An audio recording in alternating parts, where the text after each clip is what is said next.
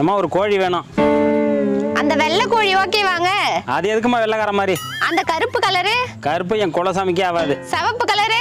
அது ஆபத்துமா ஒத்து வராது. பச்சை கலரு? பச்சை கலர்ல எங்கடி கோழி இருக்கு? இருந்தா மட்டும் அவர் வாங்கி போடுவாரு. பச்சை மஞ்சள்லாம் வேணாமா? பாத்தியாடா, என்ன கலர் தாங்க வேணும்? கலரே இல்லாத ஒரு கோழி வேணும். ஓனரே, இங்க ஒரு கஷ்டமான மோர் வந்திருக்கு. கஸ்டமரா? ஆமாண்டா, வாடா. என்னென்ன வேணும் உங்களுக்கு? அவருக்கு கலரே இல்லாத கோழி வேணுமா?